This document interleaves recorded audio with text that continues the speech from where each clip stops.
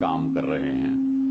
دوسری طرف میں آپ کے سامنے رکھوں کہ ہندوستان میں ایک منظم منصوبے کے تحت ایک کام کیا جاتا ہے اور ہم لوگ اس بات کو محسوس نہیں کرتے۔ ایک منظم منصوبے کے تحت کام ہوتا ہے۔ یہ جو فسادات ہوتے ہیں عام طور پر یہ سمجھا جاتا ہے کہ صاحب فساد ہو گیا، ہنگامہ ہوا، لیکن آپ فسادات کے اوپر نظر رکھیں تو آپ کو نظر آئے گا کہ فساد ان مقامات پہ کروایا جاتا ہے جہاں مسلمانوں کی تھوڑی بہت معاشی حالت ٹھیک ہے۔ وہاں فساد کرا کے آپ کی معاشی حالت کو، آپ کے بزنس کو ختم کر دیا جاتا ہے۔ آپ خود دیکھیں گے، اگر ایک تاریخ وار اگر آپ دیکھیں تو آپ کو نظر آئے گا کہ گلبرگے کے مقام پر کپڑے کی ٹھوک تجارت مسلمان کے ہاتھ میں تھی۔ فساد کے بعد وہ تجارت ہمارے ہاتھ سے نکل گئی۔ مراد آباد کے اندر برتنوں کی تجارت مسلمان کے ہاتھ میں، فساد کے بعد وہ تجارت ختم ہو گئی ہے۔ اسی طریقے سے بنارس میں بنارسی ساڑیوں کا کاروبار مسلمانوں کے ہاتھ میں تھا۔ بھوپال وغیرہ میں پتے کا بیڑی کا کاروبار ہاتھ میں تھا۔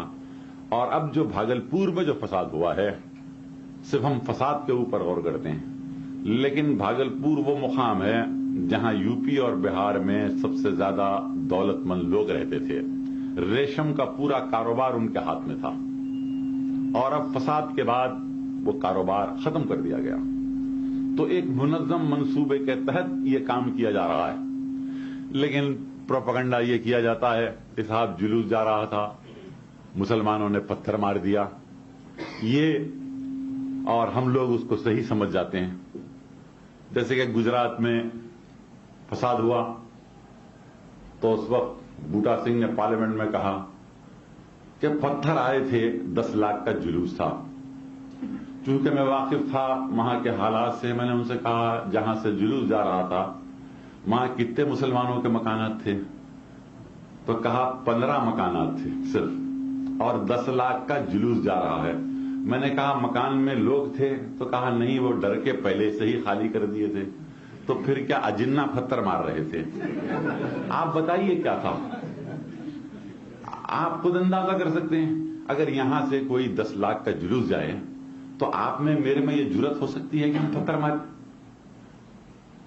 ہم تو ختم ہو جائیں گے، ہمارے بیوی بچے۔ لیکن یہ پروپیگنڈا کیا جاتا ہے کہ صاحب فساد کی ابتدا مسلمان نے کی، حالانکہ خود پتھر مارتے ہیں۔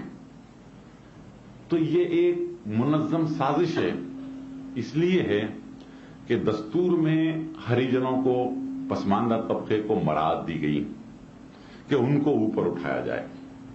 ہمیں اعتراض نہیں ہے اور زیادہ مراعات دی جائے، لیکن سوال یہاں پیدا ہوتا ہے کہ جب وہ اوپر اٹھ جائیں گے تو یہ سڑکوں پر جھاڑو دینے کے لیے، گھروں میں کام کاج کرنے کے لیے، ہوٹل میں برتنہ مانجنے، رکشا چلانے کے لیے کون ہوگا؟ تو آپ کو تیار کرنا چاہتے ہیں۔ یہ ایک منصوبہ بند طریقے سے یہ کام کیا جا رہا ہے۔ اور اسی طریقے سے اردو کو مٹانے کی بات کرتے ہیں۔ یہ کیوں؟ حالانکہ اردو کوئی مسلمان کی مذہبی زبان تو ہے نہیں۔ قرآن عربی میں نازل ہوا، اردو میں نازل نہیں ہوا۔ ہم نے تو یہاں آ کر اردو کو سیکھا کیونکہ یہ ایک مشترکہ زبان تھی اور ہم نے اس کو اپنایا۔ لیکن آج آپ قرآن پڑھتے ہیں لیکن آپ سمجھ نہیں سکتے۔ 99% لوگ ایسے ہیں جو قرآن پڑھتے ہیں لیکن سمجھ نہیں سکتے، حدیث پڑھتے ہیں لیکن سمجھ نہیں سکتے۔ کیوں؟ کہ آپ عربی سے واقف نہیں ہیں۔ آپ کو اردو میں قرآن پڑھنا لازم ہے، جیسا کہ ابھی یہاں پر قرآن پڑھے اس کا ترجمہ ہوا۔ تو وہ یہ چاہتے ہیں کہ اگر اس زبان کو ختم کر دیا جائے تو آپ اپنے مذہب سے، اپنی تاریخ سے، اپنی ثقافت سے، اپنی تہذیب سے محروم ہو جائیں گے۔ اور جواہر لال نہرو نے اپنی کتاب میں ایک جگہ بڑی اچھی بات کہی تھی کہ اگر کسی قوم کو ختم کرنا ہے تو سب سے پہلے اس کی زبان کو ختم کر دو، وہ قوم ختم ہو جائے گی۔ تو اس طریقے سے یہ کام کیا جا رہا ہے۔ اب سرکاری ملازمتوں میں ہمارا تناسب کیا ہے؟ 2% بھی نہیں ہے، اور پھر ہم اپنے بچوں کو جن میں شعور ہے مصیبتیں اٹھاتے ہیں، مشکلات اٹھاتے ہیں، اپنے بچے کو تعلیم دلاتے ہیں.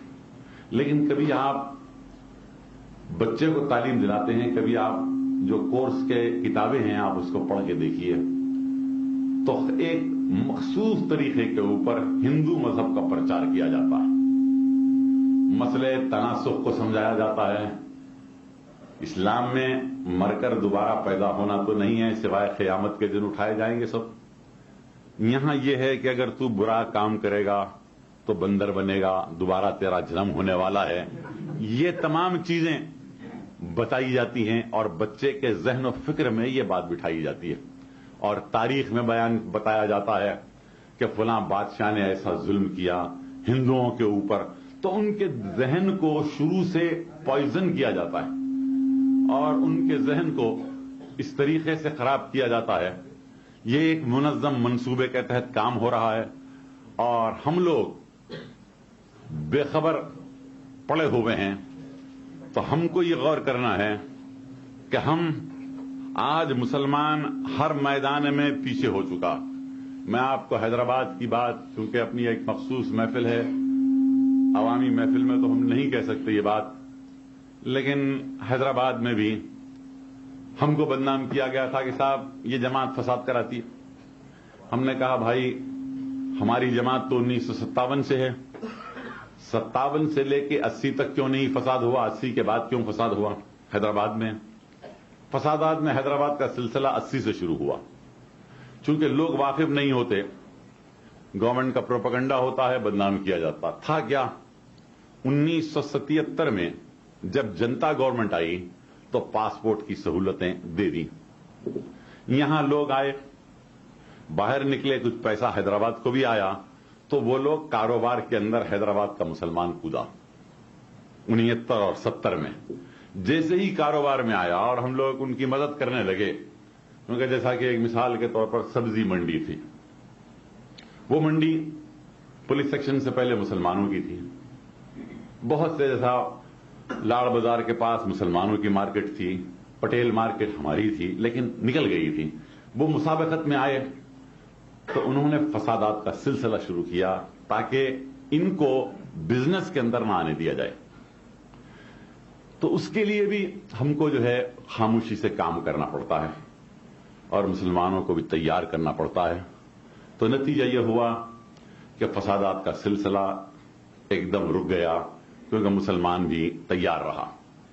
تو آج میرا کہنے کا مقصد یہ ہے کہ ہم ہر میدان میں پیچھے ہو چکے ہیں اور ہم کو ہر میدان میں کام کرنا ہے اور ہم کو اختلافات کو ختم کرنا ہے.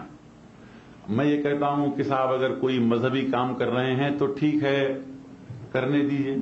وہاں بھی ہم پسماندہ ہو چکے ہیں، وہاں بھی کمزور ہیں، ہم کو ہاتھ پیر مضبوط کرنا ہے. ہندوستان میں وہ بھی کام ہو رہا ہے تو کیجئے، اچھا ہے. تو بہرحال ہم کو ایک منظم طریقے سے ہم کو کام کرنا ہے، اور آج جن حالات سے ہم دوچار ہیں اس میں ہمارے لیے اتحاد کی ضرورت ہے. اور میں یہ دیکھتا ہوں کہ عموماً بڑے بڑے شہروں میں اختلافی مسائل مسلمانوں میں پیدا کیے جاتے ہیں اور اس میں آپس میں جھگڑے پیدا کیے جاتے ہیں.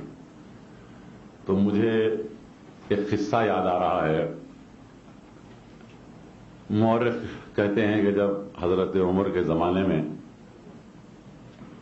بیت المقدس فتح ہوا تو حضرت عمر، بڑی تفصیل ہے، معاہدہ ہوا تھا، حضرت عمر بھی بیت المقدس آئے، دیکھنے لگے.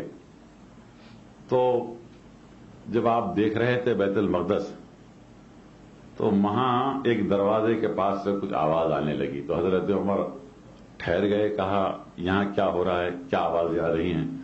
کہا حضرت ہمارے بہت بڑے پادری بحث کر رہے ہیں. کہا کہ کیا بحث ہو رہی ہے؟ کہا کہ بہت اہم مسئلے کے اوپر بحث ہو رہی ہے. کہا کہ بھائی آخر کیا بحث ہے؟ کہا کہ بڑا نازک اور اہم مسئلہ ہے، اور آپ اندازہ کیجئے کہ اس دیوار میں جو سوراخ بنایا گیا ہے اس سے ہم ان کو کھانا دیتے ہیں. جب تک یہ بحث مکمل نہیں کر لیں اس وقت تک یہ باہر نہیں آئیں گے. حضرت نے کہا کہ بھئی کیا ہے, بیت المقدس تمہارے ہاتھ سے نکل گیا, تم تباہ ہو گئے, غلام ہو گئے, اور آج کس مسئلے پر بحث کر رہے ہیں, آخر مسئلہ کیا ہے؟ تو ان پادریوں نے کہا کہ حضرت مسئلہ یہ ہے, اس پر بحث ہو رہی ہے کہ حضرت عیسیٰ علیہ السلام نے دنیا میں پیخانہ کیا تھا یا نہیں کیا تھا. تو حضرت عمر نے کہا ہائے قوم, کہ جو سب کچھ تجھ سے نکل گیا, اور اگر کیا تو کیا تھا اور نہیں کیا تو کیا تھا, کس پر بحث کر رہے ہیں؟ تو آج معاف کریں, برا نہ مانیں, اختلافی مسائل ہیں, 1000 برس سے ہیں, لیکن اس کے اوپر مسلمانوں کو آپس میں اختلاف نہیں کرنا چاہیے. ٹھیک ہے, آپ جس مسئلے بحث بہتر سمجھتے ہیں کیجئے, لیکن اس کے اوپر اپنی توانائیوں کو رائے گاں کریں اور آپس میں اختلافات پیدا کریں, یہ اچھا نہیں ہے. بلکہ اتحاد کلمے کی بنیاد پر ہونا چاہیے. عقائد مختلف ہو سکتے ہیں, ہے مسلمانوں میں فرقے, تو ہم ان تمام چیزوں کو نظر انداز کرتے ہوئے آپس میں ہم منظم اور متحد رہیں اور مسلمانوں کی معاشی اور دینی, تعلیمی, سیاسی ترقی کے لیے منصوبہ بند کام کریں. مجھے بڑی خوشی ہے کہ یہاں بھٹکل کے آپ لوگ بڑے منظم اور بڑے تعلیمی یافتہ ہیں اور کام کر رہے ہیں. میری دعا ہے کہ اللہ تعالیٰ آپ لوگوں کو اور توفیق عطا فرمائے, اور اگر آپ کچھ سوالات پوچھنا چاہتے ہیں تو ضرور پوچھیے, میں ان کا جواب دوں گا. مسجد کے بارے میں بابری مسجد کا سلسلہ یہ ہے کہ 500 برس سے ایک مسجد بنی ہے. ایک بابر کے ایک جنرل نے اس مسجد کو بنایا بابر کے نام سے, اور وہاں نماز ہوتی آئی. لیکن 1949 میں اس میں ایک منصوبہ بند طریقے سے ایک بت کو لا کے رکھ دیا گیا اور کہا گیا کہ صاحب یہاں تھا. خیر وہ کیس چلتا رہا, لیکن بعد میں راجیو گاندھی کی حکومت نے اس کا دروازہ کھولا اور وہاں پوجا کرانے لگے. اس پر ہی احتجاج ہوا اور مسلمان متحد ہوئے, ایکشن کمیٹی بنی تاکہ اس کے حاصل کیا جائے. اب آپ غور کیجئے کہ خود اجودھیا کے اندر 8 مندر ہیں جو آٹو کے آٹو یہ کہہ رہے ہیں کہ رام یہاں پیدا ہوئے تھے. اب بتائیے کہ پہلے وہ تصفیہ کر کے آئیں کہ رام پیدا کہاں ہوئے تھے. آپ خود مندر بنا کے بیٹھے ہیں, اب نواں کیوں آپ کر رہے ہیں خامخواہ. اور پھر رام کی پیدائش کب ہے؟ رام کی پیدائش حضرت عیسیٰ علیہ السلام سے 10 لاکھ برس پہلے پیدا ہوئے تھے, جہاں تاریخ کا کوئی ذکر ہی نہیں ہے. حضرت عیسیٰ کو پیدا ہو کر تقریباً 2000 برس ہو رہے ہیں, کچھ کم, اور اس سے 10 لاکھ برس پہلے. ہماری سمجھ میں نہیں آتا کہ آخر میں نے پارلیمنٹ میں ایسی ایک کہا تھا کہ واجپئی صاحب کہ 10 لاکھ برس پہلے کی گواہی کون دے گا. لیکن چونکہ آپ کے پاس دوبارہ جنم کا مسئلہ ہے, ممکن ہے کہ آپ اس وقت دایا کے فرائض انجام دے رہے ہوں گے, آپ گواہی دے سکتے ہیں, ہم تو نہیں دے سکتے.